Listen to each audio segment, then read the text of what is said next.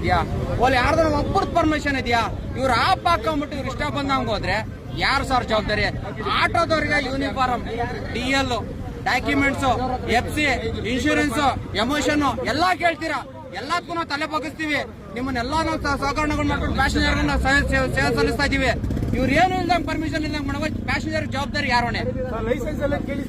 ಯಾರ್ದೋ DL, ಯಾರ್ದೋ licence, ಯಾರ್ದೋ ಆಪ್.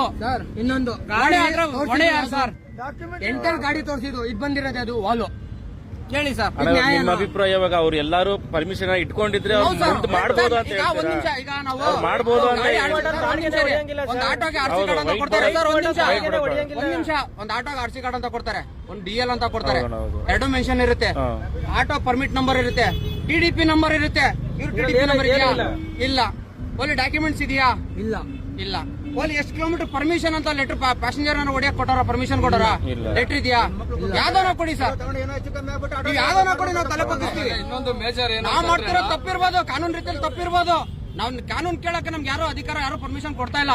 ಬಟ್ ನಮ್ಮನ್ನ ಯಾರು ಸಹಕಾರ ಮಾಡ್ತಿಲ್ಲ. ಎಷ್ಟು ದಿವಸ ಅಂತ ತಾಳ್ಮೆ ಮಾಡೋಣ ನಾವು ಇದನ್ನ? ಎಷ್ಟು ದಿವಸ ಅಂತ ತಾಳ್ಮೆ ಮಾಡೋಣ ಸರ್? ಒಬ್ಬ ಸ್ಟ್ರೈಕ್ ಮಾಡಿ ಆಗಲ್ಲ ಸರ್. ಇಲ್ಲಿ ಇವತ್ತು ನಾನು ಸಾಲ ತೀರಿಸಬೇಕು, ಒಂದ್ EMI ಕಟ್ಬೇಕಂದ್ರೆ 7,200 ರೂಪಾಯಿ, 2,200 ರೂಪಾಯಿ ಬಡ್ಡಿ.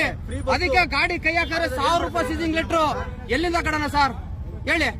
4,30,000 ರೂಪಾಯಿ, 1.5 ಲಕ್ಷ ರೂಪಾಯಿ ಬಡ್ಡಿ ಬರ್ತೈತೆ. 7,800 ರೂಪಾಯಿ EMI ಬರುತ್ತೆ. ಇವ್ರೇನು ಇಲ್ದಂಗೆ 30,000 ರೂಪಾಯಿ ಡೌನ್ ಪೇಮೆಂಟ್ ಕಟ್ಬಿಟ್ರೆ ನಾವೆಲ್ಲೋಗೋಣ ಸರ್?